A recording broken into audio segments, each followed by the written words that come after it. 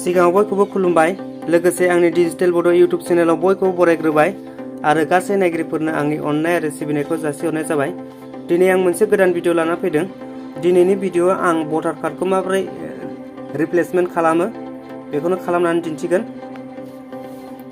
माबाफोर जाहोनाव नोंथांमोननि भटार कार्डआ गोमादों एबा डिस्ट्रय जादों बा अराव खामदों, माबाफोर खारनाव बिदिफोर जादोंबा माबोरैहाय नोंथाङा बिहरफिनो एबा माबोरै रिप्लेसमेन्ट खालामो आं बेखौ खालामनानै दिन्थिगोन। नोंथांमोना आंनि भिडिअखौ नायनानै मोजां मोनोबा लाइक खालाम, लोगोसे न'नि एबा लोगो दोगोफोरनोबो शेयार खालाम। लोगोसे बेबायदिनो भिडिअ नायबाय थानो थाखाय चेनेलखौ साबस्क्राइब खालामाखैबा साबस्क्राइब खालामदो। बिदिबा भिडिअखौ जागायजेनसै। आं डाटाखौ अन खालामना लाग्रोनोसै सिगाङाव। बेनि उनाव मोनसे एप्सजों खालामगोन आं, भटार हेल्पलाइन्स, बे गभर्नमेन्टनि हेल्प एप्सखा। बेनि लिंकखौ आं डिसक्रिपसनावबो होनानै होगोन।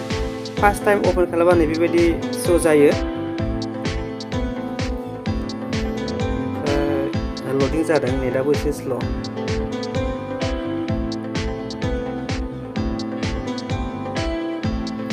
ओमफ्राय नै फार्स्ट टाइम अपेन जाबा बिदि ओंखारो। ओमफ्राय नैबे एग्रियाव टिक खालामनानै नेक्स्ट होनांगौ। ओमफ्राय लेंगुवेज सेलेक्ट खालामनांगौ, आंना इंलिसआनो थादों। ओंखायनो गेट स्टार्टेडआव सेरबाय, नोंथांमोना दस्रा लेंगुवेज बा दस्रा होनानै होबानो जाबाय।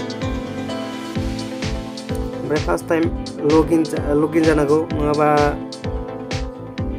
एकाउन्ट खालामनांगौ, नङाबा जेबो खामानिखौनो मावनो हाया। नोंथांमोना फार्स्ट गोदान बानायबाय निउ इउजाराव सेरदो। बेनि उनाव गोजौआवहाय मबाइल नाम्बार होदो। बे मबाइल नाम्बाराव होनानै नैबे सेन्ड अटिपि होदो। गोदानबासो दे। ओमफ्राय नैबे गोजौआवहाय अटिपिखौ फिलआप खालायदो। ओमफ्राय इमेल मोनसे होदो, ओमफ्राय पासवार्ड क्रियेट खालामदो। ओमफ्राय नैबे कनफार्म बानायफिनदो। आं जाय बिथांमोना फार्स्ट टाइम गोदान बिसोरनि थाखाय देखायना होबाय। गोजौआव अटिपि, ओमफ्राय इमेल मोनसे होदो, जिमेल, ओमफ्राय पासवार्डखौ होदो, ओमफ्राय बावनैबो कनफार्म बानायफिनदो।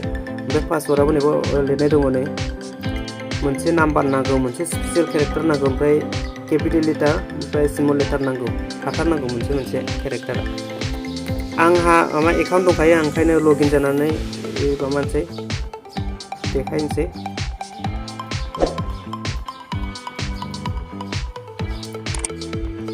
आंना एकाउन्ट गोनांखाय आं डाइरेक्ट लगइन जानानै माबानोसै।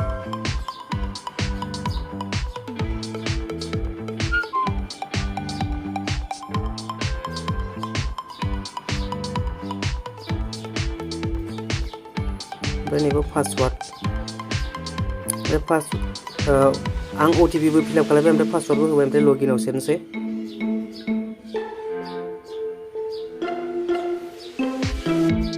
ओमफ्राय दाना भटार रेजिस्ट्रेसनाव सेरनोसै।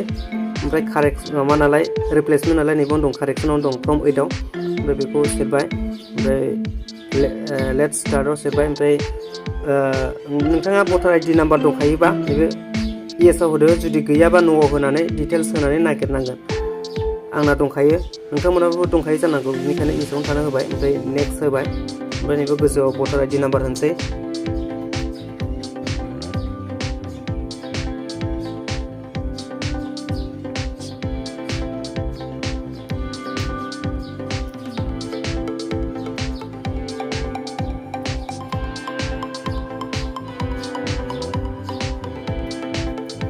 ओमफ्राय स्टेटखौ सेलेक्ट खालामनोसै, आं आसामनि नालाय ओंखायनो आसामाव होबाय। ओमफ्राय फिट्स डिटेल्सआव, ओमफ्राय प्रसिडआव ओंखारबाय नै गासैबो डिटेल्सआ। बे नंगौना नङा बेखौ नायफामदो, ओमफ्राय नंगौबा नेक्स्टआव होबानो जाबाय।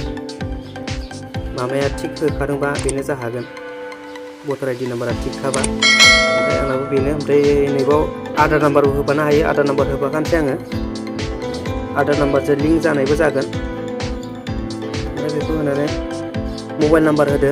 गावनि मबाइल नाम्बार गैयाबा नैबाव नै रिलेटिभनि दं, मबाइल नाम्बार अफ रिलेटिभखौ होबानो जाबाय। गावनि मबाइल नाम्बार दंबा गावनिखौनो होदो।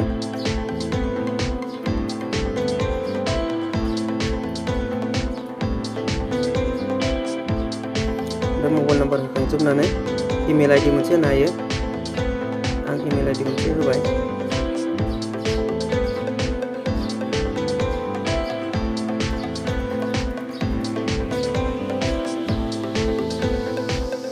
email ID बेखौ होखांजोबनानै नेक्स्टआव होबानो जाबाय। आं नेक्स्ट होबाय। ओमफ्राय दाना नै जोंना रिप्लेसमेन्ट नालाय इसु अफ उइदाउट कारेक्सन, खालि भटार कार्डल' रिप्लेसमेन्ट नालाय ओंखायनो नैबाव issue of replacement EPIC without correction होबाय। ओमफ्राय नेक्स्ट होबाय।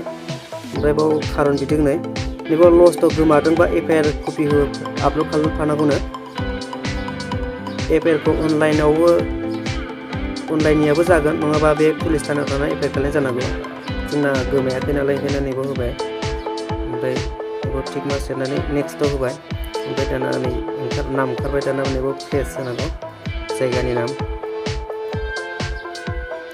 ओमफ्राय बेखौ होनानै दानाव होबाय। ओमफ्राय डिटेल्स ओंखारबावबाय। नै बेखौ खेबसे नायखांबावदो माबाफोर गोरोन्थि जादों ना मादों। ओमफ्राय बेखौ नायखांजोबनानै कनफार्म होदो।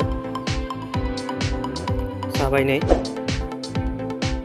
आं स्क्रिनशट खालामनानै लानोसै, उनाव नांगोन बे नाम्बारखौ नांगौ उनाव सेभ खालामनो। दा दिनैनि भिडिअखौ नायनानै नोंथांमोनाबो रोंसिगोन माबोरै रिप्लेसमेन्ट खालामो। भिडिअखौ जोबजासिम नायनायनि थाखाय गोजोन्थों। Thank you. दिनैनि थाखाय एसेनोसै।